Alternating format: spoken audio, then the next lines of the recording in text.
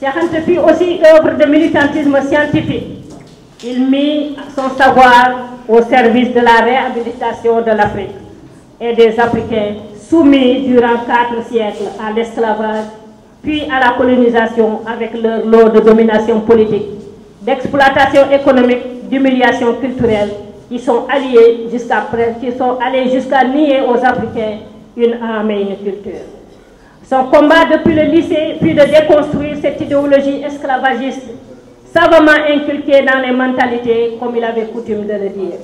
Ce faisant, 2 ans après son arrivée en France en 1946, en pleine période coloniale et au cœur même de la capitale coloniale française, Paris, Cheikh Anta Diop osa poser une question de fond pour le devenir de l'Afrique, à savoir, quand pourra-t-on parler de la Renaissance africaine? N'est-ce pas? C'était à l'occasion du 100e anniversaire de l'abolition de l'esclavage qui eut lieu en 1848. Étudiant rebelle, après que la Sorbonne, sous prétexte de faute de jury, que je mets entre guillemets, ait eu refusé la soutenance de sa thèse de doctorat en 1952, Cheikh Anta la publia 2 ans après sous le titre Nation nègre et culture, de l'antiquité nègre égyptienne aux problèmes culturels de l'Afrique noire d'aujourd'hui. N'est-ce pas? Aimé Césaire en dira dans son célèbre discours sur le colonialisme, que beaucoup d'entre nous avons lu et relu, je cite, c'est le plus audacieux qu'un nègre. En ce moment-là, nègre n'avait pas une connotation négative, c'est juste quelqu'un qui a la mélanine et les cheveux crépus. Malheureusement, on l'a transformé pour pouvoir mieux nous insulter. Voilà, donc il faut qu'on s'appelle africain. Donc, Aimé Césaire a dit dans son discours sur le colonialisme, c'est le plus audacieux qu'un nègre ait jusqu'ici écrit et qui comptera à n'en douter dans le réveil de l'Afrique. N'est-ce pas? Le livre, et il dira plus tard qu'après le décès de Cheikh, le livre de Cheikh Anta Nation nègre et culture, dans son livre, dans son discours sur la négritude plus tard, prononcé en 1967 à Miami, Aimé Césaire ira encore plus loin dans son appréciation de Nation nègre et culture.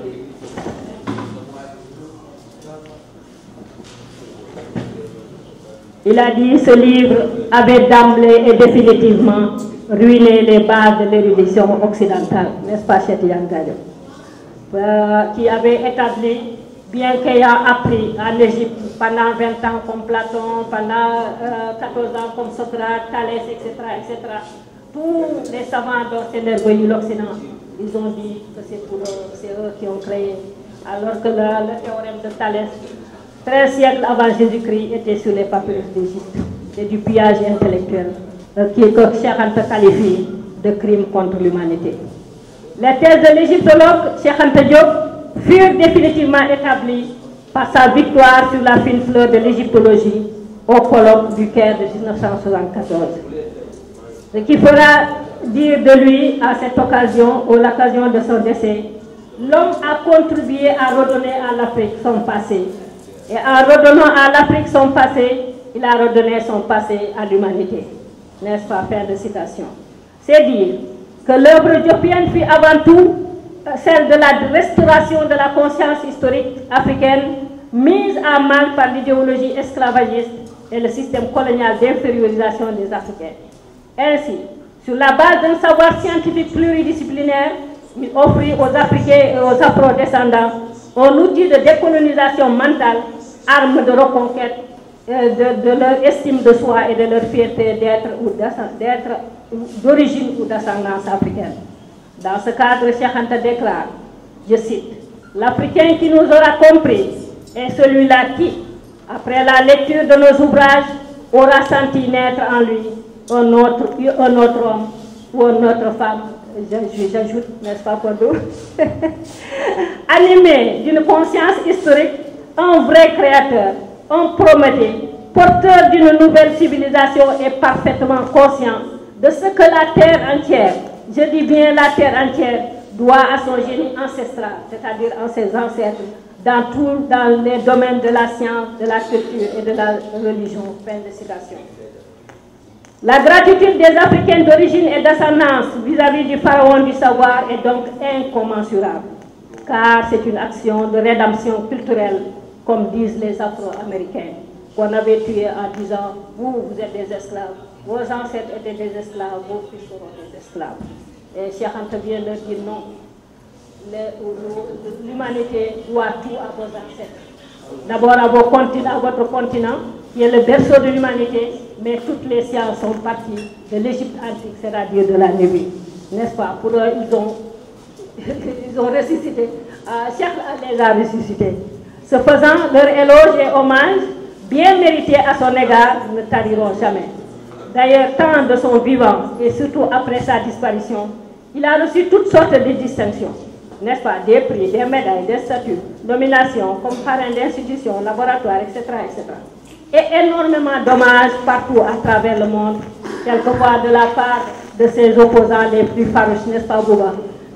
Ton professeur là, le professeur d'histoire qui était avec lui au Cameroun et qui a fait vraiment son meilleur culpa de façon très courageuse et très honnête intellectuellement.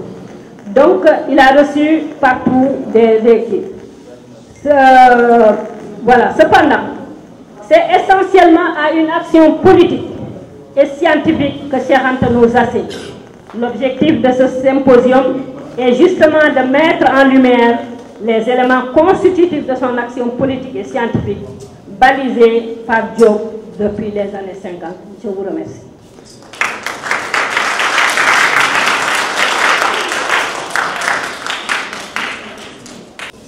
Donc, nous nous excusons du retard que nous accusons au démarrage des travaux. Et c'est la raison pour laquelle nous avons regroupé toutes les sessions ensemble pour commencer les travaux et commencer les débats.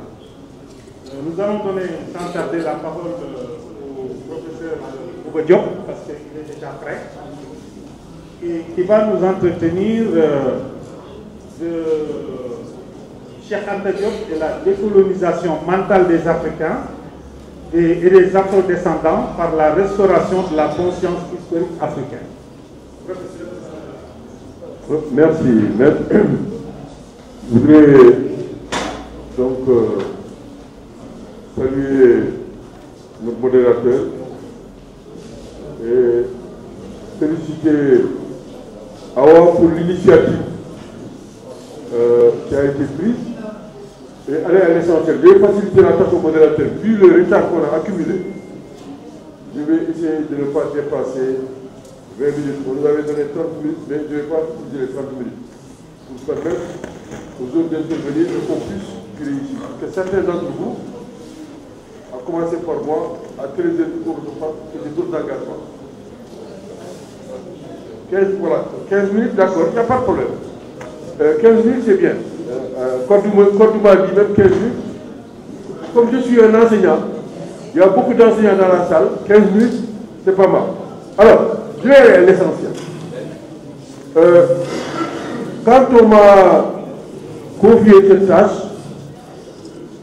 parce que le sujet a été fixé par Awa, il m'a dit, Bouba, on veut que tu interviennes sur la décolonisation mentale.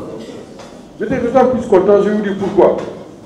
Il y a un mois à peu près, j'étais à Catane, en Sicile, en Italie. J'étais invité par des collègues et des camarades altermondialistes regroupés autour d'un frère, d'un ami qui s'appelle Giovanni Papinini. Il m'avait demandé de présenter en quelques minutes, brièvement, l'apport de Cheikh Anta Diop dans le cadre du dialogue des civilisations et de la démocratie globale. C'était une séance spéciale pour célébrer les centenaires du savant africain et de son collègue vietnamien qui s'appelle Létan Khoy. Tous deux ont été actifs à l'UNESCO sur les questions scientifiques, sciences exactes, sciences humaines, sciences de la nature. J'avais souligné que me demander de parler de Cheikh Anta en 10 ou 15 minutes, je leur avais dit, il y a 5 points qui me semblent essentiels pour quelqu'un qui ne connaît pas Cheikh Anta. Le premier point, c'est le combat pour la décolonisation mentale. Repenser le passé, penser le présent et mieux tracer le futur de l'Afrique et du monde. Ça, c'est la première chose à faire comprendre. Deuxième chose, c'est le plaidoyer pour l'unité africaine. Dans un monde alors balayé par des vents d'Est et des vents d'Ouest. Troisièmement, c'est l'investissement dans les sciences jusqu'au temps, dans tous leurs états, recherche, enseignement, service à la communauté. Donc, la créativité, la vulgarisation, la traduction, la coopération, dans le respect mutuel.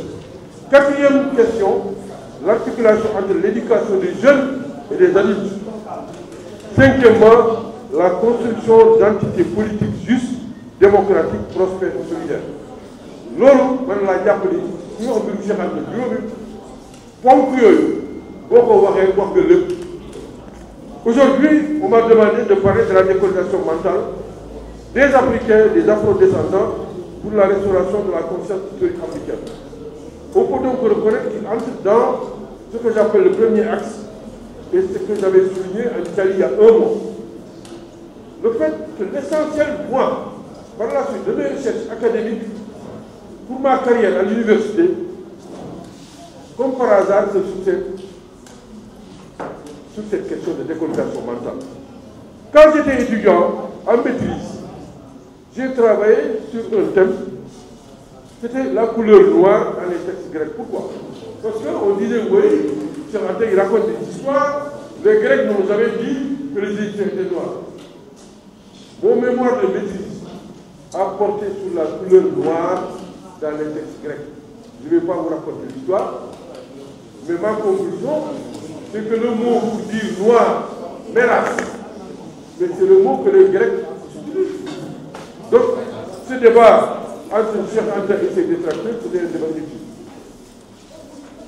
Mon deuxième travail, c'était à l'époque, il y avait deux thèses, comme à l'époque de Cheikh Anta. J'ai fait ma thèse de troisième cycle. Monsieur le ministre Gagné était présent le jour de ma soutenance à Paris, à la Sorbonne. Sambou, ici était présent. J'ai fait ma thèse, voilà, le jeune Sambou était présent. Alors, j'ai fait ma thèse, ça sur quoi? Sur les mythes hellénistiques, judéo-chrétiens, on peut même ajouter musulmans, sur les nègres, sur les noirs. À partir de ce que j'ai vu et compris dans les textes byzantins. Ma conclusion, c'était que si on étudie la Bible, si on étudie les textes des Juifs, des chrétiens, à partir de certains musulmans, effectivement l'Afrique est présentée d'une certaine manière. Comme ça, il peut y avoir des choses intéressantes, comme il peut y avoir des choses négatives. On va le courage de le dire. Et en fait, moi, 15 d'États que j'ai soutenus à Dakar a porté sur la géographie ancienne de l'Afrique. Et qu'est-ce qu'on connaît de l'Afrique ancienne? Voilà un peu pour dire que moi, mon travail a été, et Cheikh Anta a été un précurseur, parce que Nation Nègre et Culture, il y a un chapitre qui s'appelle L'essence du mythe du nègre. Cheikh Anta a bouleversé, parce que la déconstruction qu'il a opérée est capitale. Pour nous, Africains, et pour les humains. Je vais aller aux conclusions, je ne sais pas combien de minutes il me reste, mais je ne vais pas vous développer tout ça. Ma conclusion est la suivante. C'est le plus important. Qu'est-ce que je veux? Alors, après un travail sur une cinquantaine d'années, parce que ma thèse, mon mémoire de maîtrise, c'était en 1975, à l'Université de Dakar. Ma thèse, c'est en 2002. Mais l'exercice après 50 ans, c'est ceci. En partant des regards, je dis bien des regards, et des salives, et des plumes, des autres, avec érudition, vigilance, paradoxalement, je ne pensais pas, en faisant ces travaux, je vais revenir à l'Afrique. Je ne savais pas. Quand j'ai travaillé sur Mélas, le mot grec, ça m'a amené à réfléchir sur la dénomination des couleurs et par ricochet, si je fais tout, à revenir sur un mot que les Noirs américains n'aiment pas. Niger. Ça, c'est les latins. Mais en réalité, c'est des mots d'origine africaine. Cheikh Anta et Senghor, ils avaient plus ou moins perçu ça, mais ils n'étaient pas arrivés jusqu'au bout. Le mot Niger, que vous avez entendu, le Niger, Nigeria, tout ça, ça vient des mots africains. C'est la couleur de l'eau. Les Égyptiens, ils l'appellent nous. Et Niger, en faisant le tour, parce que j'étais au Tchad, j'étais au Niger. Je voudrais aller en Afrique, le nombre de pays africains que je connais, peut-être Cheikh en a peut-être plutôt, mais au moins sur les 50 et quelques, et après qu'il y en a 3 ou 4 pays que je n'ai pas visités sur l'Afrique. Donc le mot Niger, ça nous ramène en Afrique, et vous qui êtes Wolof, ndox, nous, ndox mu ñuul, c'est ça. Revenons en Afrique pour comprendre ce qui nous est arrivé. Ndox mu ñuul, pour nous Africains, c'est l'eau potable. En pulaar, ndiyam baleejo. En séeréer, c'est la même chose. Donc quand les autres parlent de noir, tout ça, les Noirs américains qui ne sont pas contents qu'on parle de Niger, ils n'ont pas compris que ce mot est un mot africain, mais qui renvoie à la couleur de l'eau d'abord. Et non pas nègre, bon, couleur, je ne sais pas. Non. Il faut revenir à l'Afrique. Deux mots, Afrique. Il y a des débats, l'Afrique. J'ai lu tellement de choses sur l'Afrique, les Romains, pourquoi ça raconte des histoires? Mais le mot Afrique, là, ils n'ont pas de musique. SFR, mon ami Gueye, qui était à Londres avec nous, c'est un des premiers qui m'a dit, les gars, qu'est-ce que après dit? Moi, écoutez, le mot existe en égyptien. Safar, qu'on a en Wolof, Safar. Moi, quand j'étais jeune, à Saint-Louis, quand je mange les dibis, on ne dit pas dibi, on dit Afara. Afara, c'est le dibi. Donc, le radical, Safar, ça nous renvoie à l'Afrique, ça nous renvoie au pôle. Donc, le mot Afrique, là, c'est un mot africain qui renvoie au pôle. Donc, par conclusion, c'est que je l'ai écrit dans un article qui a été publié quand on a fait hommage à un grand Africain, Aliou Diop. Aliou Diop qui a permis à Senghor et tout ça, tous les Africains. Quand on y a rendu le mélange, j'ai fait la conclusion. Aliou Diop, il dit que nous sommes tous des nègres et des Africains. Tous. Pourquoi? Nous sommes tous des peuples de l'eau. Je l'ai dit à beaucoup quand on inaugurait le musée. Le musée des civilisations, il fallait l'appeler le musée des civilisations de l'eau et du feu. On aurait réglé tout le problème. Parce que les mentalités n'ont pas encore changé. Les gens ils ont des problèmes avec le mot nègre, le mot africain, d'où ça vient. C'est un mot africain depuis l'Égypte pharaonique, ce mot-là. Et qui renvoie. Alors, je dis que ce sont des nègres et je dirais comme grand jour que certains d'entre vous connaissent, je dis souvent nous sommes d'actualité. Nous sommes d'actualité. J'ai un ami, le professeur Abdou, paix à son âme. Certains chefs le connaissent très bien parce qu'on a créé le CS ensemble, le syndicat. Alors, tout le monde disait, c'est des émissions. Il est d'origine du Bénin. Il me disait, Bouba, mais l'homme est né en Afrique, vous les avez fait. Mais le monde là, à l'époque il y avait le sida, il me dit si l'Afrique meurt, ça n'est fini pour l'humanité. La destruction de l'humanité partira de l'Afrique. C'est Afrique qui me disait ça. Donc, c'est ce que je voulais dire, donc, l'essence du monde en Afrique, mon dernier mot c'est la vigilance. Ils n'ont pas désarmé. Et ils ne désarmeront pas. Tant que l'impérialisme, donc c'est un petit peu du capitalisme, le capitalisme, quand il est là, l'impérialisme sera là, et l'hégémonisme ne seront pas tant que.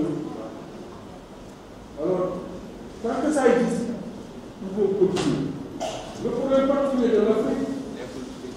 problème particulier, peut-être Cheikh va y revenir, et Edouard aussi. On a un problème en Afrique, c'est que ceux qui étaient partis, ils sont revenus, au nord et au sud. Au nord, c'est les Arabes. Au sud, ils sont en Afrique du Sud, ils sont revenus, ceux qui étaient partis. Et malheureusement, à un moment, nous, on va mourir à la mer. Voilà la situation. Nous, on va mourir, à commencer par nos enfants, moi qui vous parle, le fils de mon frère. Il est décédé tout récemment, quand il y a eu ces événements, quand on ne comprend pas. Jusqu'à présent, on n'a pas retrouvé son corps. Ils sont nombreux. Donc voilà notre destin. Et il faudrait maintenant dire que ceux qui sont au nord et au sud du continent, les descendants des émigrés, sont revenus avec leurs qualités et leurs défauts, et surtout avec leurs prétentions. Ils vont produire régulièrement des documents pour nous ramener des ténèbres ou des ombres. Avant-hier, ceux qui étaient au musée, j'avais promis que j'allais revenir aujourd'hui. Mais malheureusement, le modérateur ne va pas me permettre de revenir sur Jean Leclan. Leclan a été mon professeur d'égyptologie. Leclan, il fait partie des Européens, des Français très subtils, qui donnent l'impression qu'ils sont d'accord plus ou moins avec Cheikh Anta. Mais si vous lisez le texte de Leclan, c'est très subtil. Et c'est ce qu'aujourd'hui les médias européens véhiculent en parlant de Hamid, de Sémito-Kamit, de Berbère. Faites attention, il y a des mots que surtout les journalistes, vos copains. Alors c'est la catastrophe. Les Berbères, les Afro-Asiatiques, les Euro-Africains. Il faut arrêter la bibliothèque coloniale. Je termine en disant, à bas les perroquets, vive la lucidité, vive la libération de l'Afrique, le développement de l'Afrique, la solidarité panafricaine et la solidarité pan-humaine. Michel Bourokom, merci beaucoup. Merci, professeur Boubé. C'est toujours avec un grand intérêt qu'on vous écoute. Et je pense que les organisateurs ont été bien décidés de vous inclure dans le programme. Parce que vous êtes sur la brèche depuis longtemps.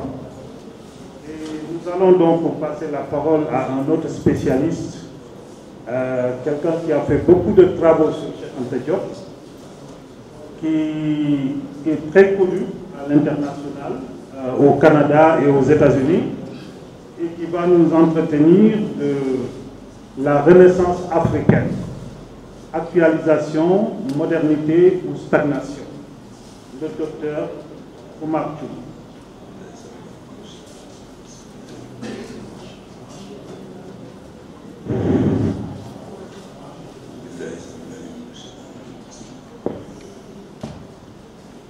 Je salue donc cette auguste assemblée de collègues, de sœurs et de frères. Donc, et je vous prie de bien vouloir excuser mon retard qui finalement ne s'est pas avéré si catastrophique que ça. Parce que j'ai eu de la difficulté hier tard dans la nuit, alors que je suis convalescent. Docteur Aboubakar Ly peut en témoigner, n'est-ce pas? Donc j'ai eu la chance, n'est-ce pas, d'aller donc trouver, je ne sais pas trop comment. Einstein disait que le hasard c'est Dieu qui se promène incognito. J'ai pu trouver donc comment en fait confirmer ma présence. Et je n'ai pas pu retrouver donc la version papier donc de mon exposé Renaissance africaine, actualisation, modernité ou stagnation. Alors, pour une brève, il faut se présenter quand même rapidement. Moi, j'ai un PhD, donc un dimensionnement de réseau de télécommunications depuis l'époque où il n'y avait pas donc la technologie GSM. Parce que je tiens à préciser ça parce que la France donc est arrivée à la technologie de la téléphonie mobile et d'Internet en 1997 jusqu'en 1996. Elle en était au Minitel. Et comme nous avons toujours été en fait, je dirais sur le plan intellectuel et sur le plan de la recherche, nous n'avons jamais été que, et je le dis en toute, je dirais, lucidité, n'est-ce pas, et en toute objectivité, nous n'avons jamais été que, disons, des pans du modèle de recherche français et du modèle français en général.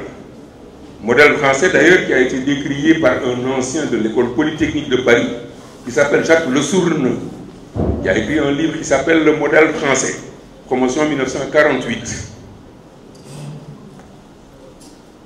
et qui a travaillé aux États-Unis. Et Jacques Le Sourne, je l'ai découvert quand je faisais mon doctorat de 3e cycle en France, que j'ai terminé en 1978.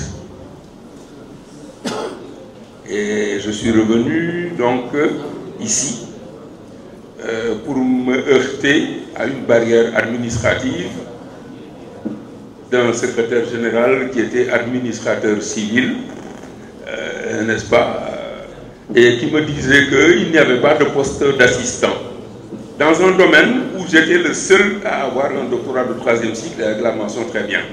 C'est facile à vérifier dans les archives si elles n'ont pas brûlé ici. C'est l'économétrie et l'économie mathématique avec le professeur Germain Créveras, qui est le seul au XXe siècle à avoir trouvé dans un réseau un chemin qui a été retenu, le chemin de Créveras.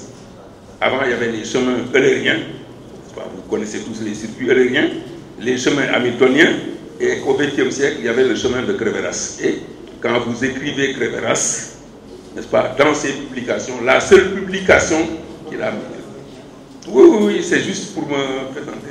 Je serai... Oui. D'accord. Alors donc, je vais donc... voilà, je vais aller aussi au sujet tout de suite. Donc c'est parce que ma sœur, Dr Obogarli, avait ouvert la voie en étant lauréate du Black Instrument à Montréal en 2001. Moi, je l'ai été en 2003. Voilà, et ça, je tenais à le dire. Alors donc voilà. Alors, donc dans le volume 7 de l'histoire de l'humanité, pas de l'histoire générale du Sénégal, publié en 2009, nous avons introduit en section 25.3 le concept, j'ai bien dit le concept, c'est-à-dire un objet qu'on fabrique par la pensée. C'est ça la définition d'un concept. Quand mon collègue auquel je rends hommage, auquel je pense, j'ai eu une minute de silence pour lui, le professeur Ibrahim Sow de l'IFAN, quand il m'avait dit comme ça, en philosophe, qu'est-ce que c'est qu'un concept? Je lui ai dit un concept, c'est un objet qu'on fabrique par la pensée.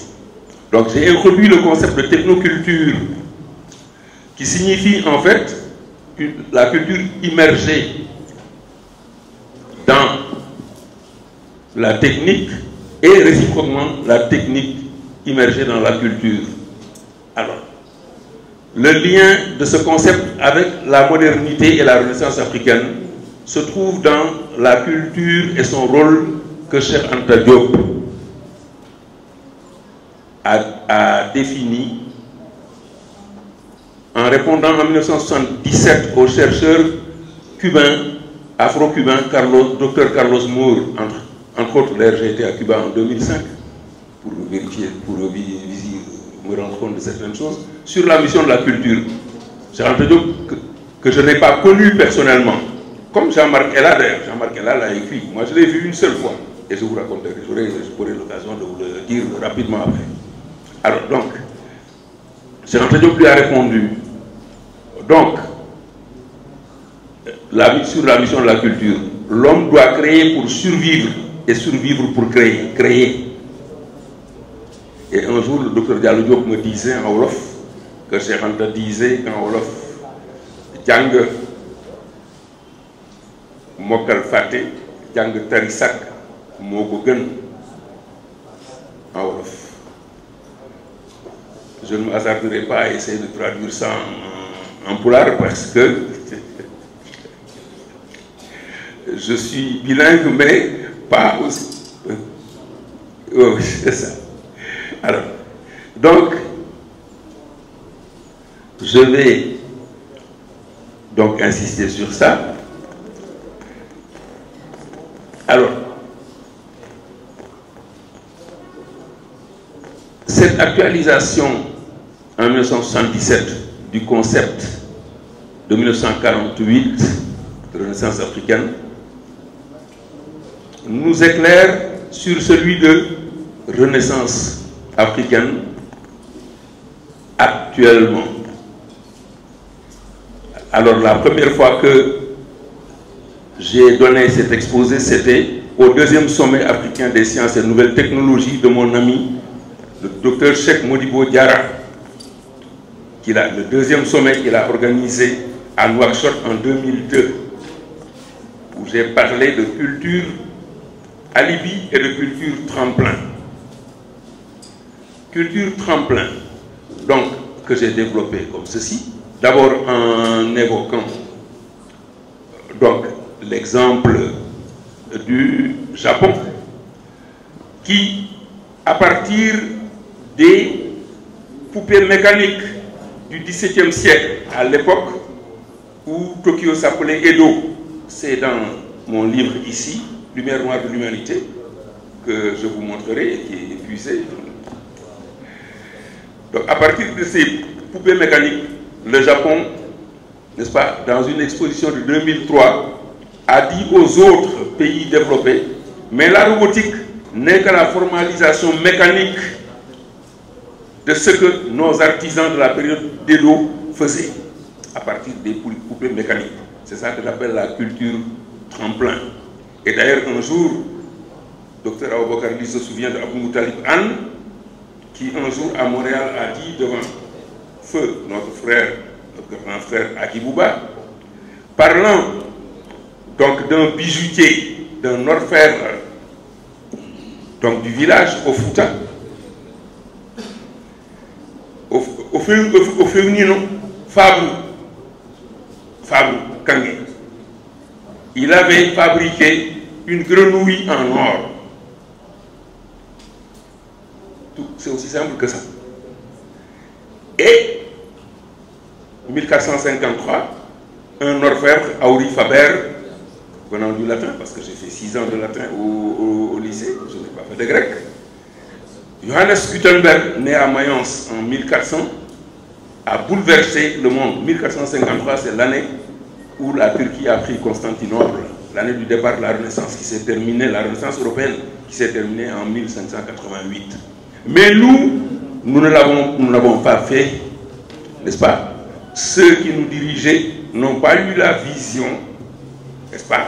Parce que tout simplement, et j'en avais discuté avec le professeur Mamadou Diouf avant d'écrire mon premier livre, et je viendrai au fractal très rapidement après, parce que nous, tout simplement, la connaissance a toujours été initiatique et secrète.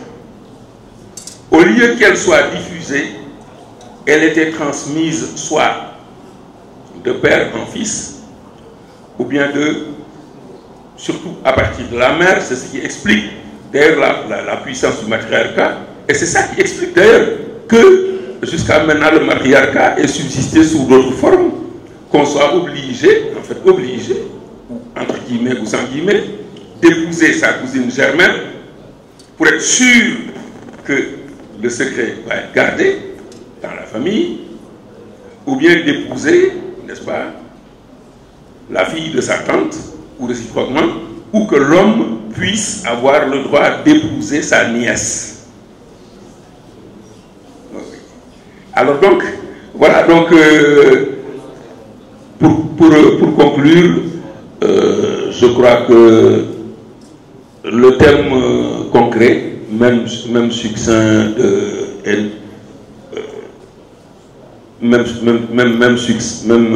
succinct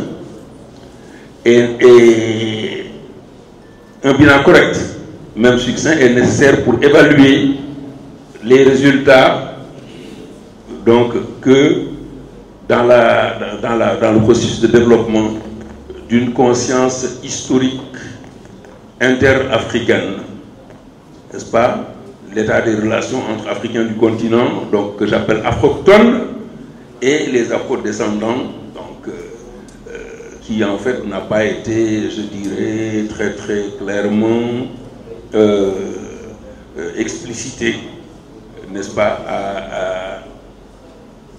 à Durban en 2001. Et il y a aussi un hommage que je voudrais rendre, n'est-ce pas, au professeur Oumar Kane, que je n'ai pas connu personnellement, et dont le livre, n'est-ce pas, où Cheikh Anta Diop n'a pas été pratiquement cité, a été d'une rigueur scientifique qui explique en fait beaucoup de concepts qu'on nomme de manière fausse actuellement. Et le professeur Joseph Kizerbo aussi.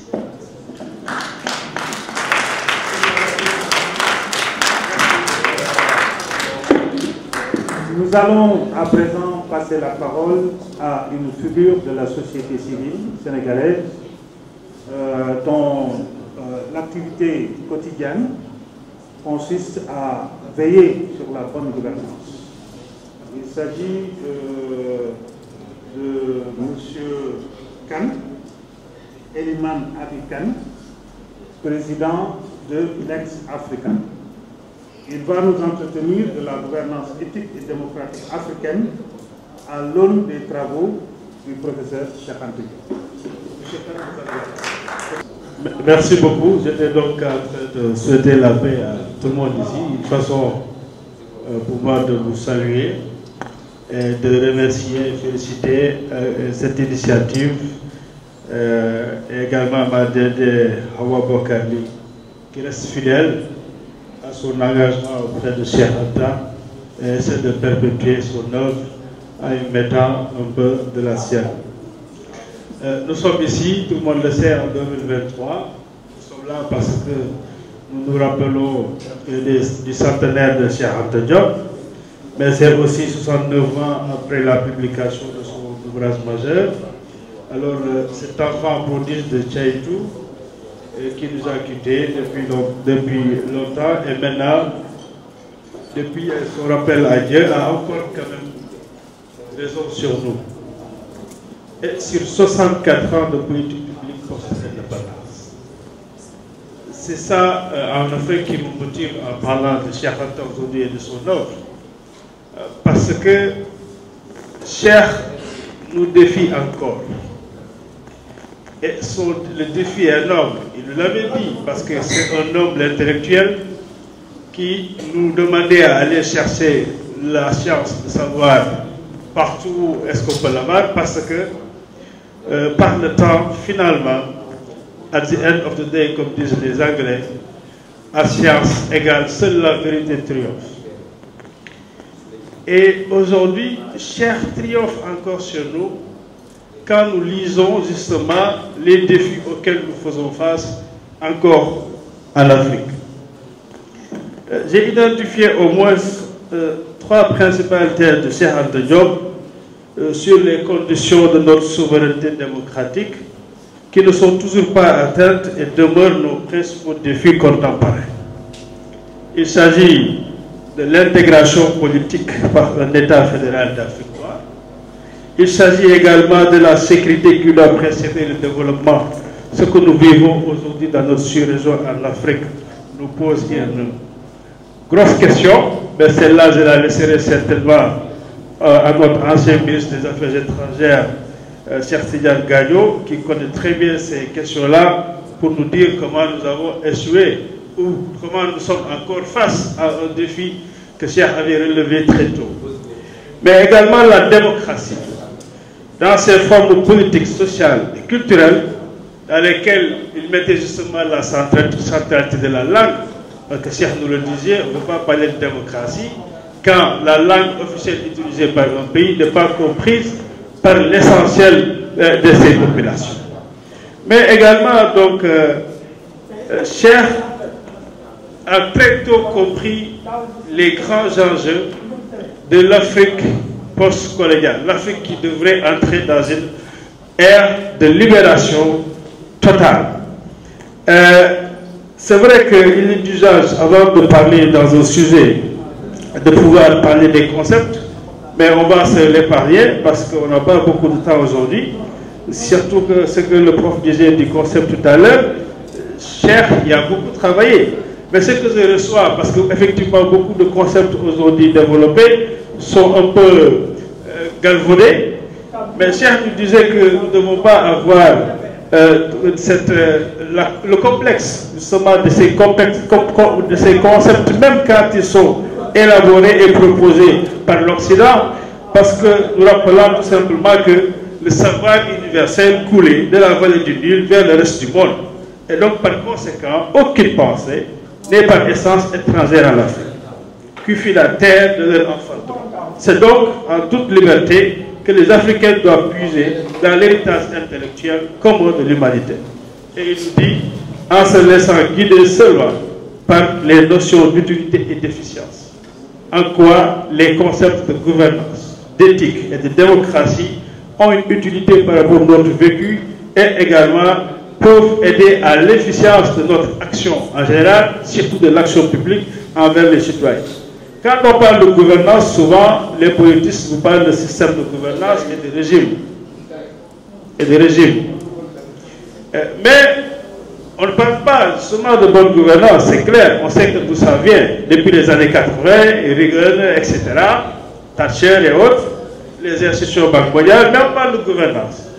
Et en gouvernance, on peut se permettre d'apprécier toutes les formes de systèmes qui existent, mais également les politiques qui sont mises en œuvre, les règles qui sont définies, les institutions qui sont mises en place pour les appliquer, tous les processus, y compris les processus d'accès au pouvoir, donc de représentation et de prise de décision, mais également et surtout les pratiques. Et c'est là que le bas blesse, surtout quand on interroge un peu les questions de gouvernance dans nos États. Mais tout ceci doit encore une fois rendre compte de l'efficacité. C'est-à-dire l'efficience, c'est le terme que tu dis cher, parce que quand on n'a pas les moyens, on s'organise, c'est-à-dire qu'il faut être efficient. Il faut mettre moins de moyens pour arriver à des résultats dans les temps records. Mais on peut parler aussi de l'éthique, parce que c'est de cela qu'il s'agit. Parlant de défis politiques, on nous demande de voir la question de la gouvernance, de l'éthique et de la démocratie. Mais là, c'est des questions lancinantes qui nous interpellent. Et cher est un modèle en cela, et nous le verrons tout à l'heure. Mais on parle ici des responsabilités individuelles soumises au devoir et ayant pour but le bien. Bon, le bien, on peut en discuter, parce que le bien selon des éthiques différentes, que ce soit l'éthique tcherno par exemple, le bien ne veut pas, au-delà de cette décision même de se faire arrêter, de se suicider, pour défendre son honneur, alors que ceci ne peut pas être considéré bien dans l'éthique musulmane. Par notre rapport aux valeurs collectives, surtout, ce qui est important, et à la sauvegarde du bien commun. Mais enfin, la démocratie. Je l'ai dit, certains, les politistes en parleraient de système et de régime démocratique. Ils vous parleront de séparation de pouvoir, de représentativité, de séparation directe, de démocratie inclusive, de participation citoyenne, de redevabilité, le pouvoir exercé par le peuple, pour le peuple, au bénéfice des peuples. C'est justement de cela qu'on peut parler si on retrouve à une définition étymologique. Mais cher est clair, parce que dans son approche, pour lui, la gouvernance en Afrique post-coloniale, il a théorisé justement dans une vision claire, dans son article paru très tôt, en 48 si je m'abuse, sur l'idéologie politique africaine. C'était en 52 exactement, où, au moment où on parlait d'indépendance de l'Afrique noire dans le cadre de l'État fédéral. Cheikh nous rappelle qu'à l'époque, c'est vrai qu'en 51 déjà, le papier du RDA en parlait, mais beaucoup n'osaient pas en parler. Surtout ceux qui ont parlé de l'indépendance plus tard, ils les qualifient d'usurpateurs, parce qu'en 51-52, beaucoup n'osaient pas parler d'indépendance, à part lui, Nyombe et les députés malgaches à l'époque. Mais dans ce texte-là, Cheikh était assez clair sur comment qu'est-ce qu'il faut envisager l'accès à la souveraineté internationale de nos États africains, qui devrait se faire dans une véritable démocratie, on y reviendra, mais aussi, surtout par rapport à une certaine souveraineté qui devrait être accompagnée par un cadre, c'est le cadre de l'État fédéral.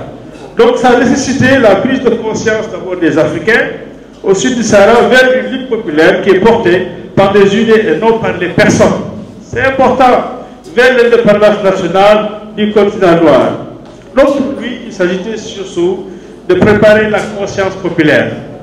Quand on parle de démocratie, c'est d'abord la conscience populaire. C'est la conscience populaire, c'est-à-dire que le peuple doit être maître de son sort et peut l'améliorer par des moyens naturels dont il est convaincu de l'efficacité pour les avoir expérimentés.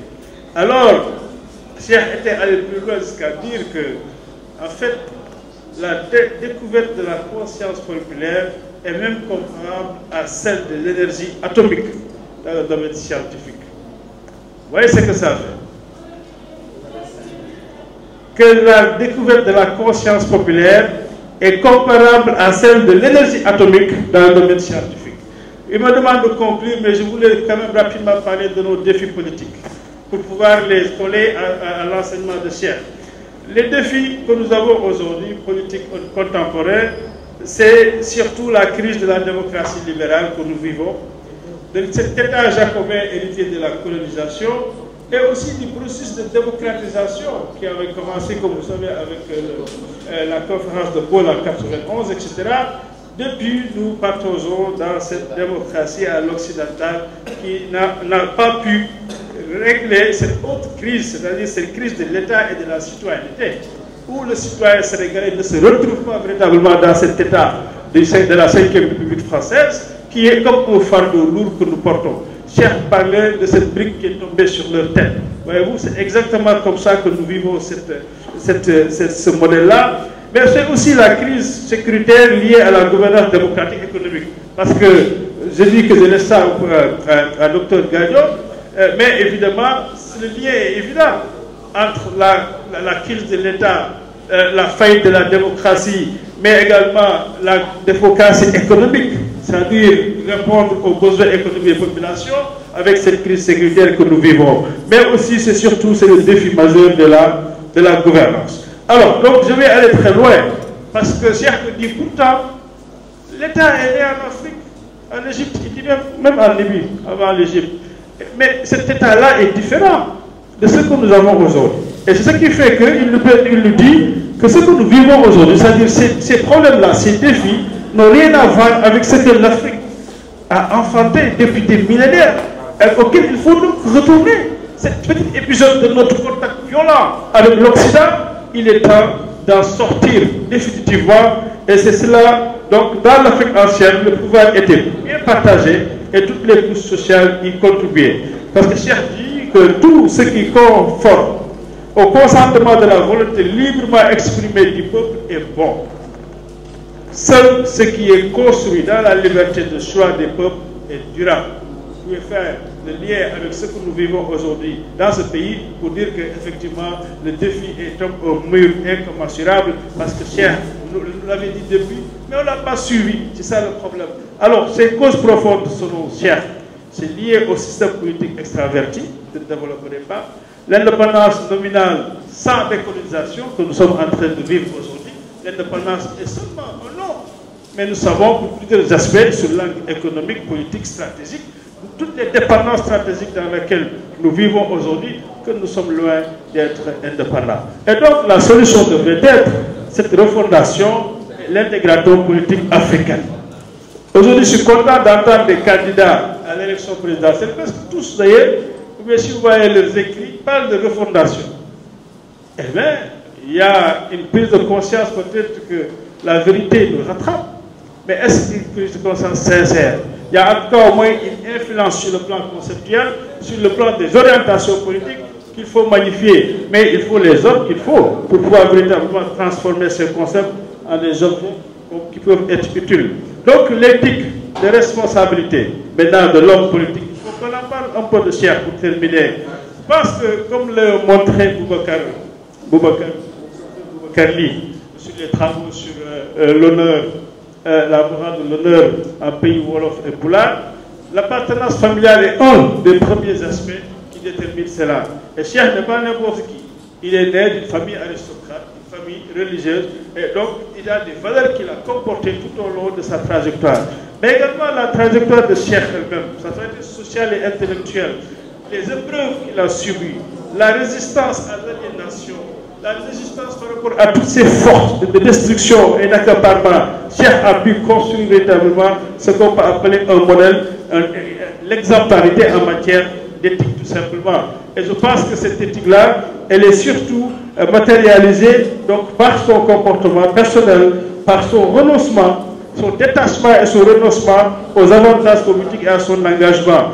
Alors, je vous renvoie, parce que je n'aurai pas le temps de vous donner des extraits, à la profession de foi du RND, qui était très claire en 1983 pour dire exactement comment est-ce qu'il faut vraiment faire de la politique. Une politique qui n'est pas faite avec le peuple n'est pas une politique. Je vous dirais tout simplement, peut-être que la démocratie devienne partie intégrante de nos mœurs politiques. En effet, seul un peuple libre peut relever tous les défis qui s'opposent à sa survie. La liberté responsabilise le peuple au lieu de le conduire à l'anarchie. Donc, cher, je vais finir par là, parce que c'est tout simplement, nous sommes cette génération pont. Depuis le début de Cheikh, ça fait 100 ans, j'ai dit au moins 4 générations. Nous sommes cette génération pont qui nous sommes donnés comme mission générationnelle, justement, de poursuivre et d'achever les visions pionnières de Cheikh et des autres. Et c'est pour cela que je finirai par juste dire aux jeunes qui sont là que Cheikh l'a dit clairement. Il a dit, c'est pour les jeunes que je parle. Cheikh a dit, la jeunesse doit être à l'avant-garde de la libération de notre continent. Cheikh a dit, il faut qu'elle sorte de sa torpeur pour devenir inventive. Il a été, et c'est ça le message que je voulais laisser. Merci beaucoup. Voilà, on va parler du troisième défi. C'est le défi géopolitique. Et pour nous entretenir de ce défi, on a le professeur, le docteur, qui n'est plus à présenter, qui va nous parler de sécurité, développement et destin fédéral de l'Afrique selon Cheikh Anta.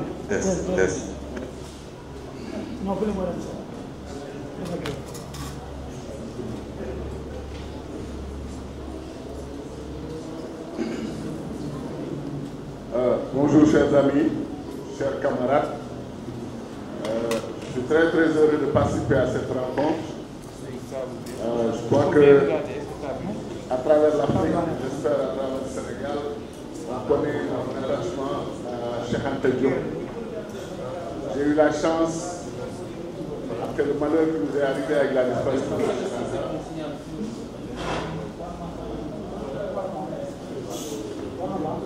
j'avais écrit un article dont peut-être mon ami et mon frère Bouba Diop se souviendra.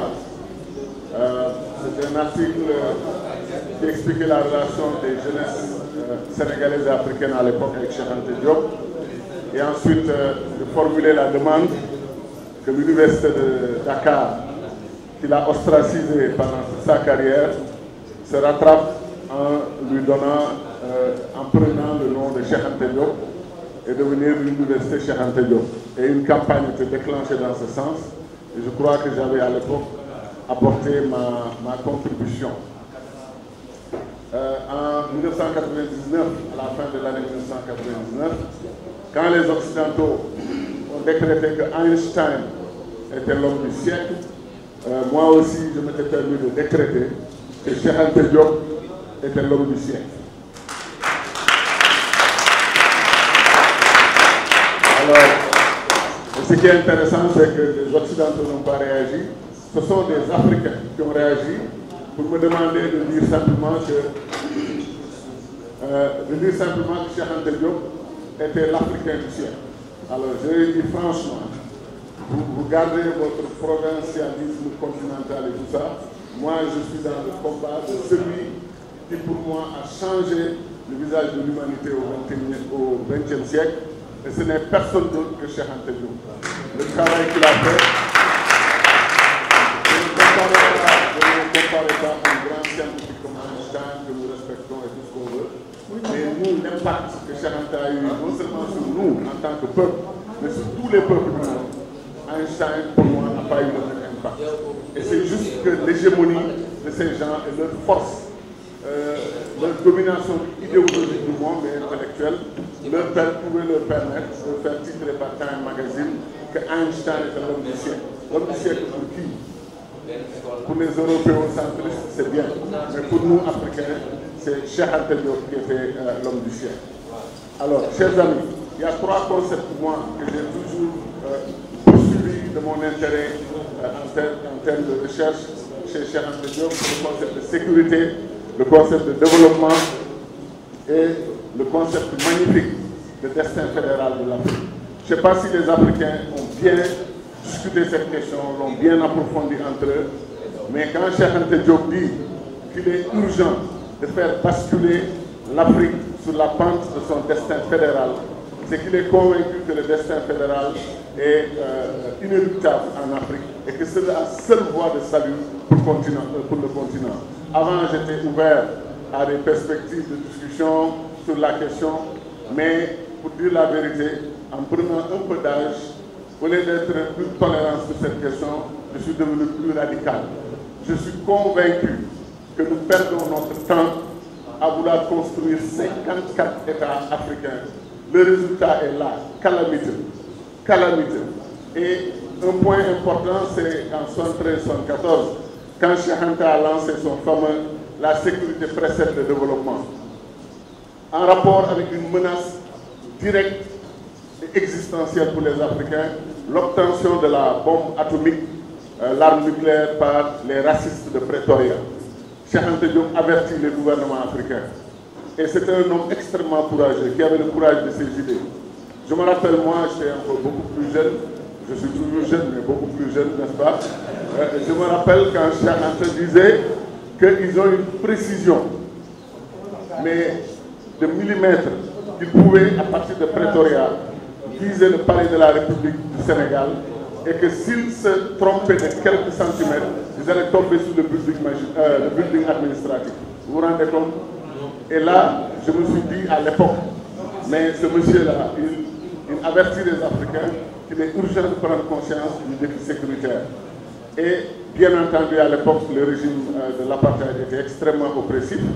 Et aujourd'hui, je dis partout, je répète partout, à l'Union africaine pendant une dizaine d'années, comme représentant du Sénégal, que la sécurité précède le développement. Et ce qui est intéressant, c'est que quand vous dites quelque chose, que les gens ne vous comprennent pas, les gens ne vous suivent pas, il faut le marteler.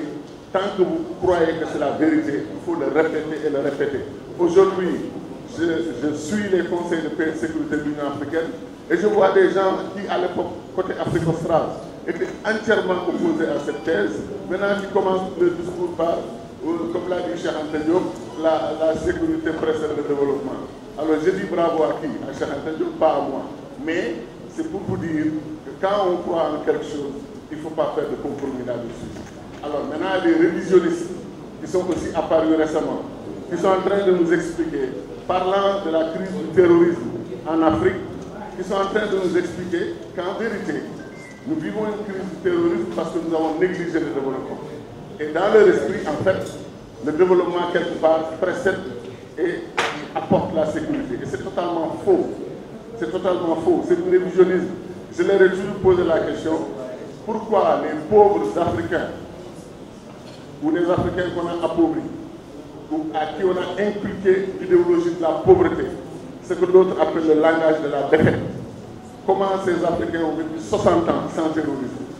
Ils étaient pauvres, ils n'ont pas pris des armes contre leur propre pays ou leurs propres institutions. Et tout d'un coup, on nous dit, ah, le terrorisme, en fait, c'est parce qu'il y a des espaces complètement abandonnés, non gouvernés, etc. C'est pour ça que ces gens ont recours maintenant au terrorisme. Je pense que là aussi, c'est une façon de rendre obscur notre combat contre le terrorisme. Le terrorisme est en train de ravager le continent africain. Ces gens ont commencé par de petits groupes en Algérie. Aujourd'hui, ils sont au Mozambique, ils sont au Nigeria, ils sont au Cameroun, ils sont dans toute la zone du Sahel. Ils ont gangréné l'Afrique de l'Ouest, l'espace CEDEAO. Ils sont au Niger, ils sont au Togo. Ils sont partout. Et à ce jour, nos dirigeants refusent de tenir un sommet sur le terrorisme. Ils l'avaient programmé, ils ont prétendu que le Covid, etc. Et ils ont reporté s'inédit, sans aucune perspective pour les Africains, de développer leur propre stratégie de lutte contre le terrorisme. Et ces gens ont un agenda. Depuis la Libye de Kadhafi, ils ont essaimé partout dans notre continent. Et ces gens ne s'occupent pas de religion. Ils ne s'occupent pas de religion. C'est un combat économique. Je dis que ces gens sont venus prendre une part d'Afrique. Parce que les Africains sont arrangés pour montrer au reste du monde que nous, Africains, nous ne sommes pas prêts à gérer nos biens, nos ressources. Nous ne sommes pas prêts à gérer notre continent. Nous sommes ouverts. Que les Chinois viennent, que les Indiens viennent, que les Turcs viennent, que les terroristes viennent, que tout le monde vienne. Tout le monde vient en Afrique, effectivement, prendre sa part du continent, malheureusement, sauf les propriétaires naturels de ce continent, nous autres Africains. Ça, c'est un combat, à mon avis, qu'il faut mener. Et je pense qu'il nous faut arriver à obtenir la mentalité un peu idéologique des latino-américains. Ils créent quand ils ont des États progressistes, des États révolutionnaires, ils les appellent des États bolivariens. Quand est-ce que nous aurons des États Cheikh Antaïs en Afrique? Quand est-ce que nous aurons des États Cheikh Antaïs? Je prie, moi, que notre pays, le Sénégal, ait un État Cheikh Antaïs. Et qu'est-ce que ça veut dire, un État Cheikh Antaïs? C'est un État qui comprend que le développement de l'Afrique est plombé dès le départ par la balkanisation du continent. Cheikh Antaïs utilisait la belle formule.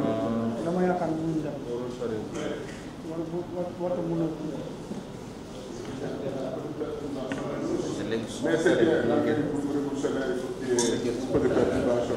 Non, Cheikh Anta a lancé deux concepts que nos dirigeants ont décidé de créer des États nains et des États non viables. Alors, quand maintenant je discute avec certains libéraux africains, mais attendez, ça va, on a quand même maintenant des États, etc., qui fonctionnent assez bien et tout ça. Je leur dis, je pose la question. Comment, après 63 ans d'indépendance, vous avez zéro pays émergent en Afrique? Zéro. Il n'y a aucun pays émergent en Afrique. Donc le modèle de développement que nous avons utilisé est un faux paradigme de développement. Et on ne peut pas avoir 40% des ressources naturelles du monde, avoir 1,3 milliard d'habitants, donc 1 milliard de jeunes. Peu, mon ami professeur Moussa Seck, un grand panafricaniste, un grand Cheikh Antaïs, il disait que 1 milliard de jeunes, c'est 2 milliards de bras. Avec 40% des ressources naturelles du monde, qu'est-ce qui nous empêche de nous développer? Le leadership africain. C'est pour ça que je dis toujours qu'on a 3 problèmes. 1 leadership, 2 leadership, 3 leadership. Et fondamentalement, il nous faut des États Cheikh Antaïs. Cheikh Anta croyait en lui-même. Il avait confiance en lui-même. Il avait confiance en l'Afrique. Est-ce que nous avons passé ces valeurs à notre jeunesse? Notre jeunesse aujourd'hui qui est dans une crise de l'imaginaire. Nous, quand moi je lis les livres de Cheikh Anta Diop, j'ai trépigné de joie. Et je savais que j'avais des arguments pour me défendre par rapport à l'agressivité du reste du monde. Est-ce que nous avons aidé nos jeunes à avoir la même vision, la même démarche? Avec les soi-disant communications digitales, on les a laissés à huis clos avec des forces négatives, des forces néfastes qui ont transformé notre jeunesse et qui ont combattu leur engagement pour l'Afrique.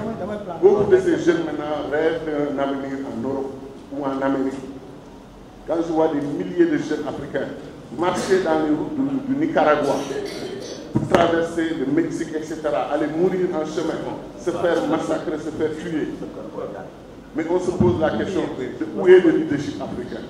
Où est le leadership africain? Le Nigeria, c'est 40 000 victimes de Boko Haram. 40 000. Le Togo, c'est 10 000 victimes des terroristes.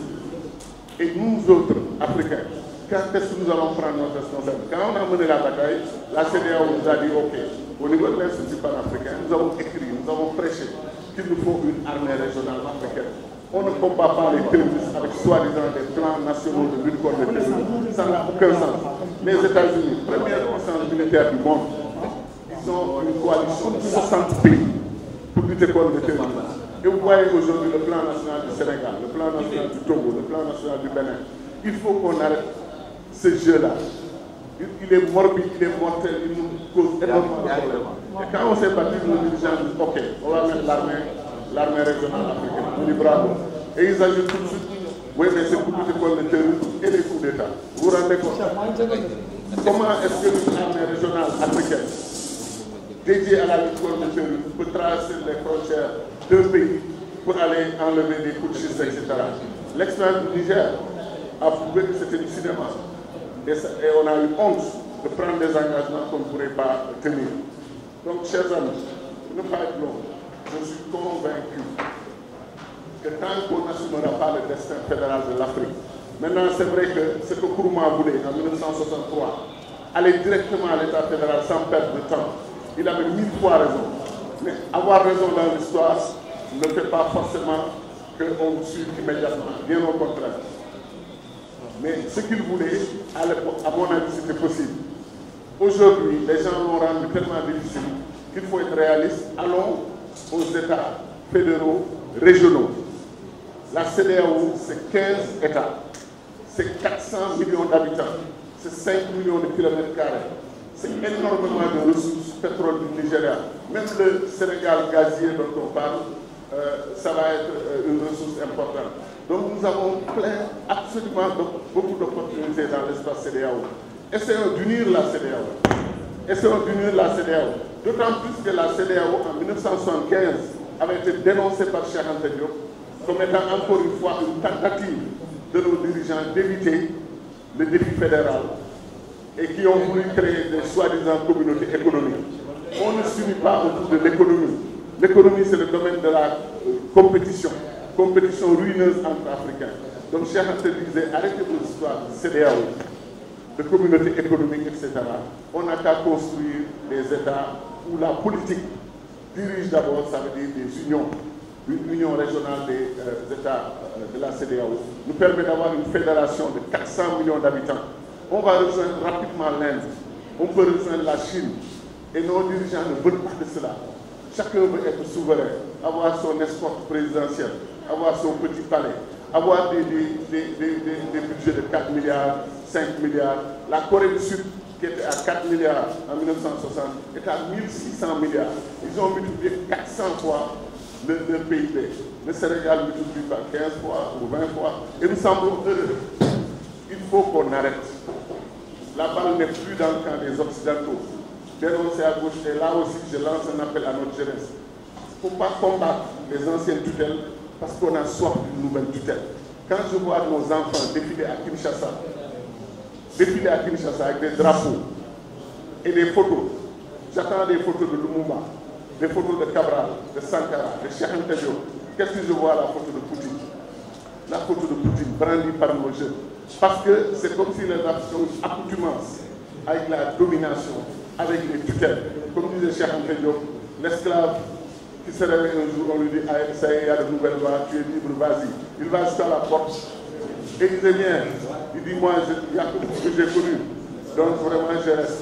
Et il devient un esclave consentant. Les Africains veulent devenir des esclaves consentants de la bataille mondiale pour la nouvelle hégémonie. Il faut le refuser. Je termine par cette belle tentative, il a échoué, mais c'est une tentative, de Béchir Bédi Ahmed de Jeune Afrique. Il dit le jour où on proclame les États-Unis d'Afrique, si c'est lundi, le mardi, nous sommes le 4e pays du monde. Et pourquoi nos dirigeants ne veulent pas être le 4e pays du monde? Pourquoi ils veulent être là, petit président par là, petit premier ministre et tout? Il faut que les Africains mettent fin à cela. Et encore une fois, la plus grande richesse de l'Afrique, ce n'est pas l'or, ce n'est pas le diamant, ce n'est pas le pétrole, c'est la jeunesse. La jeunesse est notre ressource numéro 1. Et qu'est-ce qu'on fait de la jeunesse? On les jette à la mer, on les jette au désert. Il faut changer tout cela. Donc vraiment, dernier point. Quand on dit jeunesse comme fer de lance de la Renaissance africaine, il faut ajouter que les femmes africaines ont porté le continent sur leurs épaules et sur leur dos. Nous tous, on a été portés sur le dos d'une femme. Ces femmes ont tout fait pour notre continent. Tant qu'on ne leur donne pas le respect, la considération, l'éthique, l'équité, la parité, tant qu'on ne règle pas ces problèmes, c'est laisser plus la moitié de la population à côté. Et encore une fois, comme disait l'intellectuel tanzanien, si vous voulez que le travail soit fait, il faut le confier aux femmes. Si vous voulez qu'on en parle, il faut le confier aux hommes. Donc encore une fois, merci beaucoup.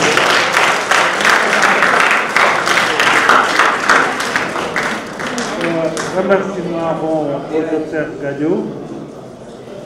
pour avoir respecté les 15 minutes. On va donner la parole à Ndeye Codou Fall. maa ngi tudd Ndeye Codou Fall maa ngi jiite këru moorukaay bu tudd EJO édition une maison d'édition langue nationale yor tamit journal en ligne en wolof bu tudd lu def waxu di jàngalee wolof sës si kon su ma yëkkatee kàddu ci wolof war naa mën a nekk waaye loolu taxul Cheikh Anta dafa ni woon fi tubaab yi nekkee dañoo yor réew mi ci seen làkk waaye léegi ñu ni neen la suñu defee penc ñu ni neen la su ma la nee dama ni nga ne ma xam yaakaar naa ni soxlawuñu ab bilaat ngir waxante li moo tax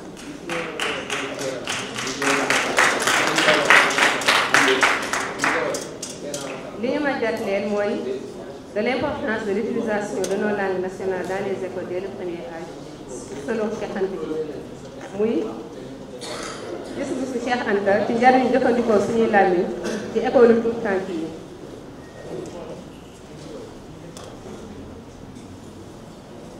wax naa léegi am naa mbégte ci teew ñu sargalee Cheikh Anta Cheikh Anta suñu ko sargalee war nañu ko sargal suñu ko màggalee war nañu ko màggale li tax ñu war koo màggal xeeti xam-xam yi am yëpp muy xeltu di xamtu di mboot di mbatit di ladab xam-xam yëpp bu ñuy wax ponkal yi ci àddina si duñ leen lim te boolewuñ ci Cheikh Anta kon suñu ko yàlla jagleel ñun waa Sénégal sax la ci der bu ñuul waaye sax la ci Sénégal kon lii moo tax ma jàpp ni Sénégal war na koo gën a sargal ñëpp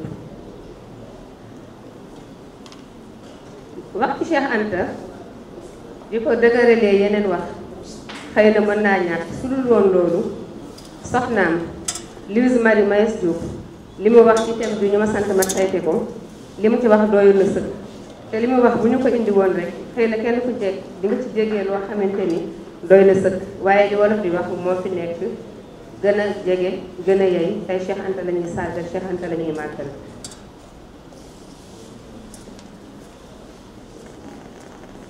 li Cheikh Anta waxoon ci nationale des écritures en 1954 suñ ko déggoon kon tey jii xëy na du soxla ñuy laye lu tax ñu yëkkati kàddu ci làmmiñu réew mi tout à l'heure soxna Awa Bokar yi bi mu jëlee kàddu am na citation Cheikh Anta bu mu wax mu nekk civilisation et barbarie Cheikh mu ni sunu mbokk mi samay téere amal dëgg-dëgg njariñ mooy ki leen jàng ba noppi yëg ni ñu ko soppee mu gën a xam moom mooy kan war naa yëg tamit ne bu sësoo ci maamam dina mën a xaalal askanam yoon wu mucc ayib yóbbaale bépp doomu aadama ci wàllu xarala mbatit ak diine man sama bopp am na lu téere yi Cheikh def ci man ndax ci li may yëngu yëpp ci wàllu làmmiñu réew mi la te su fekkoon du Cheikh xëy na tey la ma nekkoon maa ngi ci ba tey nekk ci tubaab bi di ko wax di rouler say air ñu ne la dangaa dégg français nga naan jàpp di yaa ci ne ci foofu nekk ko ci dara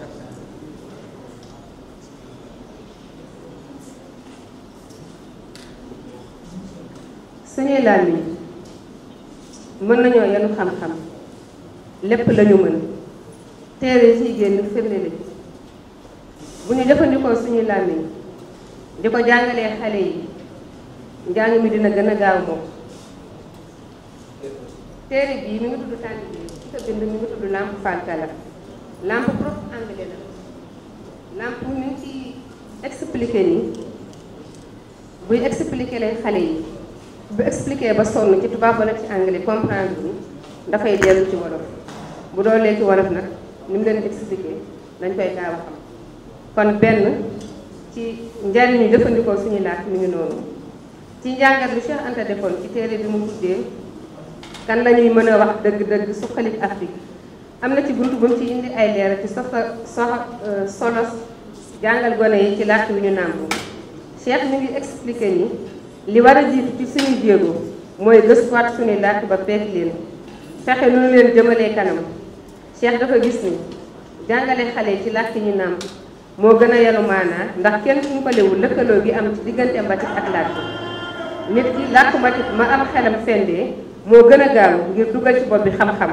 te rax ci dolli dina gaaw a xam am njàng nee nañu ci tubaab un point qui se déplace engendre une ligne ci wolof ñu ni tomb buy ratatu mooy jur ab rëdd lii jàpp naa ni lu yomb jàngale la boo koy jàngal gone gi ci làmmiñ nga xamante ni moom la nàmp wala moom la xamee ci àddina at yu bari yamu daan def ngir jàng dawal ak baataan ci yeneen yi aju ci aw làkk te jàngaan lu ndaw li war koo mën a peek ba d'abord loolu su fekkee loolu la ñu jiital man li ma jàpp mooy xayadi la ak waaye bi loolu kese lay wane.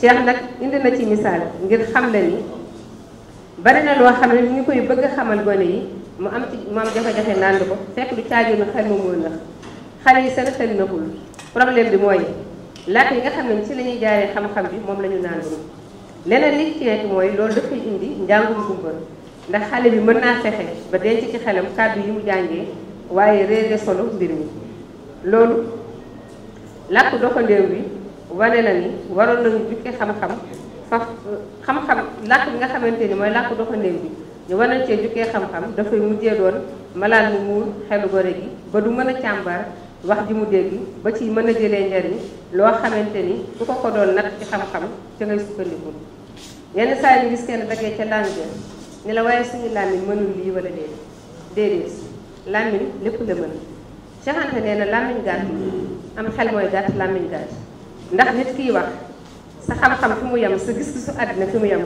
say wax foofu rek la mën a yem waaye lépp lu am ci àddina làmmiñ mën na ko dëgg gu wex nag te wóor mooy ku xelu astu di nga gis ni lu bari yi firndeel jàngee ci làkk wees jéggaan yi amul mujj te jaaduwul ndax dafay mel ni saw làkk dafa desee gànjaru ba war a mën di weneen làkk mën foofu nag ndax ak yaras di tàmbalee muy complexe ndax gone gi dooree njàng mi ci làmmiñ woo xamante ni bokk la wi mu xam wi mu mën kooku mën na koo jural xeeb boppam te ku xeeb sa bopp ñu xeeb la li ci gën a doy waar tamit mooy faral bu metti gi ñuy faralee ndaw loo xam ni ba muy liir bu tooy doon sëppeel ba tàmbalee dëgër ñu koy wax li mu nàmp xamul lu dul loolu xëy bés rek ñu ni ko sa làkk wi dootoo ko fi wax nga ko weneen làkk bu jariñ sax ñu duma ko loolu defewul ñu nag danoo mel ni ku am lépp te mënul dara lii firndeel ni yàlla cëral nañu ci xel mooy ku jëloon gone tubaab bu déggul wolof yoroowul ci wolof nga bëgg koo dugal ci l'école wolof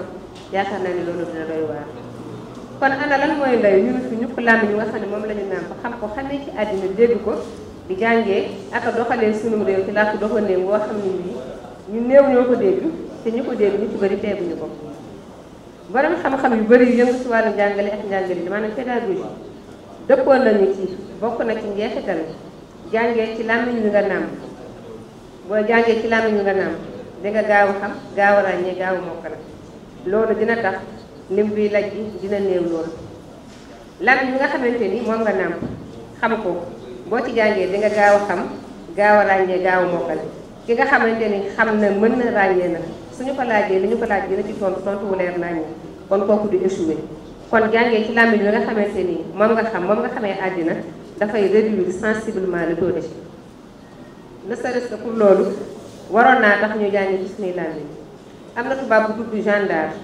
jàngalekat la woon mi ngi doon moo njëkk a jàngale ci école bu tudd école mutuelle de Saint-Louis muy première école en Afrique 1817 à Saint-Louis nekk fii ci Sénégal Jeanne d'Arc tubaab la bi muy jàngal xale yi tubaab mënuñu comprendre parce que dégguñu tubaab xamuñu tubaab bi mu gisee ni li mu leen di wax mënuñu fexe ba comprendre ko Jeanne d'Arc daal di jàngi wolof bi mu jàngee wolof ba mun ko desiwaat di jàngale xale yi ci wolof bi mu ne jàngal ci wolof mu gis ni problème bi du woon li mu leen di jàngal mais problème bi làkk mi mu jaarale woon jàngale mi la alors xale yi li ñu leen wax xam nañ ko ñoom ñëpp ñu trouvé ils ont eu de bons résultats alors bi nootkat bi gisee ni tey jii ñi nga xamante ni xam nañ ku xam kenn dootu ko mën a nax bi mu gisee ni lii jëmul kër bu ñu xamee du baax ci ñoom Jeanne d'Arc foofu lañ ko dàqee delloo ko réewam mu ñibbi kon yaakaar naa ni li am solo mooy ñun ñi nga xamante ni ñoom moom suñu laat moom suñu mbatit jàpp ni am nag jonn maanaam indépendance dafa jot ñuy jot gën a jox gëdd li nu moom muy suñu làmmiñ di ko jëfandikoo ci bépp fànn bañ fexe làkk nootkat bi ñu féewale ci wàllu métier yi ñu jàngul mën nañu leen tàggat ci làmmiñu réew mi bu ñu ko defee seen liggéey day gën a ñëw bu njëkk damay jël benn exemple rek métier yëpp mën nañ ko cee def mais damay jël exemple mécanicien yi bu njëkk mën nañu ubbi oto am na ñoo xam ne mën nañoo ubbi oto defar ko li ko waral rek mooy yàgg gis yàgg toog jànguñu école tey jii su fekkee jàngoo avec l'avènement des voitures électroniques suñu la joxee oto soo ubbee mën nga koo yàq ñooñu jàpp naa ni mën nañ leen jàngal ci làmmiñu réew mi muy séeréer di pulaar di leneen ak leneen su ko defee seen liggéey dina gën a ñëw. beneen exemple boo xamante ni day wane ni tàggat maanaam formation ci làmmiñu réew mi day tax réew mi jëm kanam day indi koom day yokk koom en 1992 directeur Solifitex directeur technique de la Solifitex bi ñu koy door a nommé travailleurs yi dañoo tollu woon ci 400 ñeenti téeméer moom bi ñu koy door a tabb ñu réduire lim bi de la moitié kon li nga xamante ni ñeenti téeméer ñoo ko waroon def mu léegi ñu ne ñaari téeméer ñoo koy def bi loolu amee ñu jël baykat yooyu tàggat leen ñii ci wolof ñii ci pulaar ñii ci séeréer bañ ko defee gis nañu production bi yokku na de 20%. kon loolu firnde la ci xam ni suñuy làmmiñ suñu ko jëfandikoo kanam la ñuy jëm man nag ànd naa ci jariñoo làkk yu bari ànd naa ci jàng làkk yu bari ñu ko sëñ Moussa Ka waxee bépp làkk rafet na buy yegg ci nit xel ma di ci du ci jaamu gor la waaye nag ginnaaw mbay ci sa weewu tànk bépp jéego bu ñuy séq mu jëm ci làmmiñ bi noonu ci njëkkee ci bi nga xamante ni moom lañu moom lu tànk lépp la maa ngi leen di gërëm.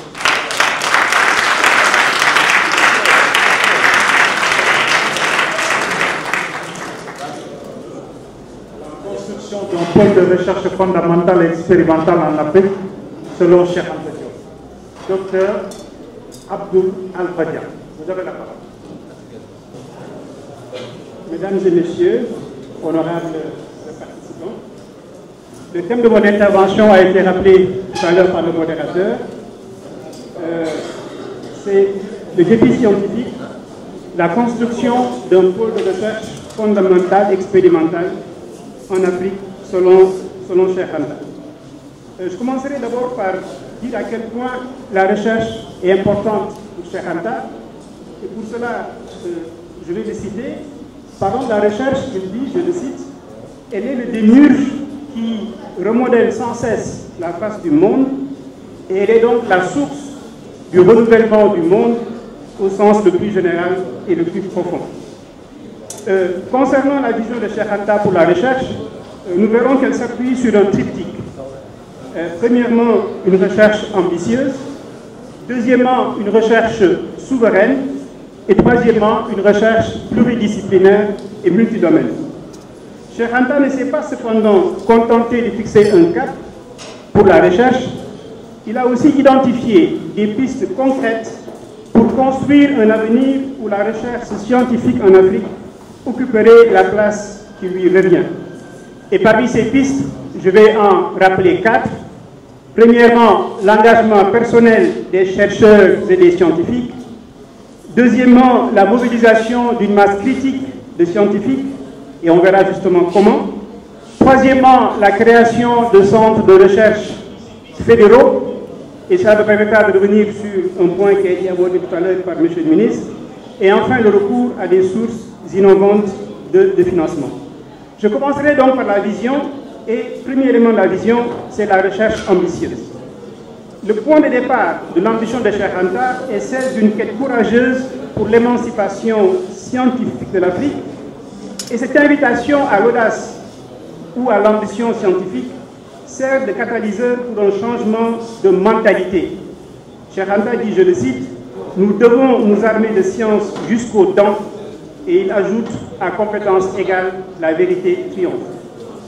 Une illustration poignante de l'engagement de Cheikh Anta autour de l'ambition scientifique peut être illustrée par ses propos. Il nous dit ceci: chaque fois que nous défendons un point de vue, nous essayons d'arriver à la démonstration scientifique vigoureuse. La création à son initiative du laboratoire du carbone 14, ainsi que ses efforts pour le développement d'une méthode de dosage de la mélanine au niveau de la pigmentation, démontrent à souhait son impératif de recherche scientifique de pointe. Deuxième élément de la vision, la recherche souveraine. Cheikh Anta a toujours exhorté les intellectuels en général et les scientifiques en particulier à se libérer de la tutelle intellectuelle étrangère ou des entraves historiques et par conséquent à définir leur propre projet de recherche et à insuffler une autonomie intellectuelle à leur continent. Cheikh Anta avait averti, je le cite encore une fois, l'Afrique doit cesser d'attendre les résultats des travaux de recherche entrepris ailleurs et de se contenter d'importer des équipements déjà fabriqués et le savoir-faire étranger pour leur fonctionnement. Et ailleurs, Cheikh Anta évoque, je le cite encore une fois, le sentiment d'horreur que lui inspire l'attitude de l'Africain paresseux et loquace, prêt à toutes les capitulations et à se placer sous la tutelle intellectuelle et morale des maîtres à penser. Fin de citation. Dans cette perspective, le défi de la souveraineté implique également un changement de mentalité. Cheikh Anta insiste tout particulièrement sur l'impérieuse nécessité de former des chercheurs africains capables d'aborder les problèmes africains avec une perspective africaine.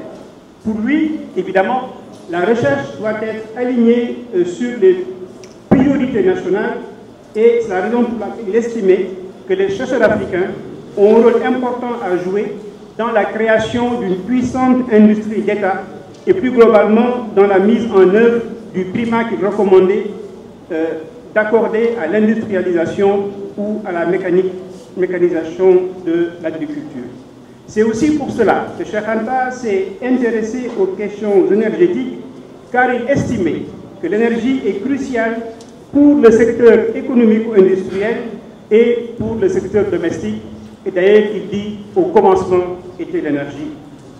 Il considérait également que sur cette question énergétique, les pays africains ne devraient pas se livrer à un mimétisme aveugle de ce qui se passait dans les pays du Nord, mais qu'ils devaient, au contraire, partir de leur spécificité pour susciter l'émergence de solutions adaptées, parmi lesquelles il entrevoyait le solaire, la fusion thermonucléaire et l'hydrogène. Deuxième élément de la vision, plutôt troisième élément de la vision de Cheikh Anta, c'est la pluridisciplinarité et le fait de proposer une recherche qui soit multidomaine. Déjà dans les années 50, Cheikh Anta soulignait, je le cite, « Les premiers serviteurs des pays africains se doivent d'être polyvalents de manière à ne pas porter des jugements d'ignorance qui pourraient être fatals. Dans un pays où tout est à faire, la polyvalence ne peut être que féconde. » Et il ajoute, il faut arrêter d'être dilettante, tâtonner ici et là, et devenir au contraire des spécialistes bien formés et pluridisciplinaires. Cheikh Anta considère par ailleurs que toutes les recherches sont importantes. La recherche fondamentale, bien évidemment, la recherche appliquée, la recherche expérimentale, la recherche industrielle, bref, toutes les formes de recherche. Et il estime notamment qu'il faut, je cite, éviter l'erreur majeure qui consisterait, faute de moyens, à négliger la recherche fondamentale. Certes, on pourrait être tenté de rester sous la couche, d'attendre que tombe le fruit du travail des autres nations pour en bénéficier, mais il s'agit justement de mettre fin à ce parasitisme intellectuel. Fin de citation. Deuxième partie de ma communication, je vais aborder les recommandations de Cheikh Anta pour la construction d'un pôle de recherche. Première recommandation qui s'adresse aux chercheurs individuellement, c'est l'engagement des chercheurs. Selon Cheikh Anta, l'éveil scientifique de l'Afrique en préalable, c'est l'engagement de ses chercheurs et de ses scientifiques. Et d'ailleurs, pour le rappeler, je pense que c'est un élément important qui permet de comprendre également en quoi Cheikh Anta a aussi eu une cohérence entre ses propos et ses faits. Le 9 janvier 1960, à Paris, dès la fin de sa soutenance de doctorat, il fait l'annonce suivante, je le cite, « Je vais rentrer définitivement en Afrique dès la semaine prochaine et j'essaierai de contribuer à la formation des cadres et de contribuer aussi à l'impulsion de la recherche scientifique. » Fin de citation. Selon Cheikh Anta, l'engagement doit par ailleurs être sans condition et son exemple personnel l'illustre parfaitement. Et là aussi, je vais le citer, il nous dit ceci, « Je suis rentré, j'ai accepté les conditions, quelles qu'elles soient sur place, et j'ai travaillé dans des conditions qui m'étaient offertes. Interdit d'enseignement à l'université de Dakar, mal payé, ne bénéficiant quasiment d'aucun accompagnement de la part de l'État, blacklisté, ostracisé et même parfois victime de répression politique, Cheikh Anta n'a cependant jamais cédé au découragement. Et d'ailleurs, sa grande productivité scientifique, dans un contexte finalement si peu propice, montre, si besoin en était, la force de son engagement. L'engagement pour Cheikh Anta va cependant au-delà de la production de connaissances. Il signifie également pour lui une immersion totale dans la réalité africaine, ainsi qu'un travail acharné sur le terrain pour édifier les fondements d'une recherche indépendante. Deuxième recommandation de Cheikh Anta, visant à justement faire en sorte que l'Afrique puisse disposer d'une masse critique de scientifiques. Cheikh Anta considère que, je le cite, chaque pays a le poids des cerveaux et de ses chercheurs et cadres scientifiques. Il estime par conséquent que dans le domaine scientifique, il faut former des équipes continentales justement pour adapter aux réalités africaines les techniques de pointe. La formation des chercheurs, si elle est nécessaire, n'est cependant pas suffisante pour Cheikh Anta. Il avait très tôt perçu les effets néfastes de la fuite des cerveaux et donc il exhortait à inverser cette tendance. Il était également conscient que la mobilisation d'une masse critique de scientifiques nécessiterait une stratégie concertée pour attirer, retenir et valoriser les cerveaux sur le continent. Et tout à l'heure, j'y reviendrai en parlant justement de la création de centres de recherche fédéraux, qui est le troisième élément, la troisième recommandation de Cheikh Anta. Et compte tenu que M. le ministre en a justement parlé tout à l'heure, je pense que je peux ne pas trop insister. Juste rappeler que Cheikh Anta signalait, ou en tout cas disait qu'aucun État africain n'a les moyens de devenir un microcosme technologique. Et cette reconnaissance de la réalité économique lui a fait souligner la nécessité d'une approche fédérale pour la recherche et le développement technologique. Et par conséquent, il recommandait de créer des centres de recherche dans des domaines de pointe. Et il en a identifié quelques-uns dans son livre sur les fondements économiques et culturels en Afrique noire. Il préconise la création immédiate d'instituts en physique et chimie nucléaire, en électronique, en aéronautique et astronautique, en chimie appliquée à l'industrie et à l'agriculture, en biochimie, en agronomie tropicale et enfin en santé. Cheikh Anta estimait par ailleurs que ces centres fédéraux étaient la solution au problème des transferts technologiques et ajoutait, je le cite, « Nous ne pouvons pas adopter une stratégie chaotique ou à courte vue. Nous ne pouvons pas non plus dépendre de la philanthropie technologique importée. » Et donc il estimait qu'il nous fallait adapter la nation africaine aux exigences du monde technique moderne et par conséquent il fallait la doter des institutions techniques qui garantissent la vie d'une nation moderne. Le financement, je n'insisterai pas trop là-dessus, mais juste pour dire que Cheikh Anta n'a rien ignoré des enjeux liés au financement de la recherche et il a par conséquent proposé un changement de paradigme, un changement de modèle politico-socio-économique dont il a fait l'esquisse dans ses différents travaux et qui aujourd'hui encore n'ont rien perdu de leur pertinence. Aujourd'hui, plus de 60 ans après les indépendances, l'Afrique a encore une part extrêmement faible dans la production scientifique mondiale. Nous sommes 17% de la population mondiale, mais nous ne représentons que 2,7% de la démographie des chercheurs. Par rapport au financement aussi, en moyenne, nos pays dépensent 0,5% du PIB, là où la moyenne mondiale est de 2,2%, et où des pays champions comme la Corée vont jusqu'à 4,5%. Et aujourd'hui encore, aucun pays africain ne respecte l'engagement qui a été pris depuis 2006 d'accorder ne serait-ce qu'1% du PIB à la recherche. Et dernier point, il n'en est pas le moins important, la recherche en Afrique est très souvent déconnectée avec les besoins locaux et de ce fait elle répond rarement aux besoins spécifiques et aux défis auxquels l'Afrique est confrontée. Comme on a tenté de le montrer précédemment, Cheikh Anta nous a donc laissé un héritage, des directives claires pour la construction d'un pôle de recherche en Afrique. Cheikh Anta nous a invités à l'audace scientifique. Et cela résonne surtout dans le contexte dans lequel nous sommes, où l'Afrique cherche encore à affirmer sa présence sur la scène mondiale. Cette audace nous invite par conséquent à une approche innovante, non seulement pour façonner un avenir africain prospère, mais également pour faire face aux nouveaux défis planétaires que sont le changement climatique, la santé publique ou le développement économique. Dans un contexte également marqué par la mondialisation, qui est souvent une mondialisation déséquilibrée, la relecture de l'œuvre de Cheikh Anta à l'aune du défi de la souveraineté révèle par ailleurs des enseignements fondamentaux pour l'Afrique contemporaine. À l'heure où l'IA, l'intelligence artificielle, en train d'enflammer le monde, l'Afrique ne doit pas se leurrer. La grande menace qui pèse désormais sur nous et sur l'Afrique, c'est celle d'une colonisation par l'IA. L'essentiel des données africaines nourrit en effet aujourd'hui les multinationales étrangères au risque de ne laisser aucune place à la création de solutions au niveau local.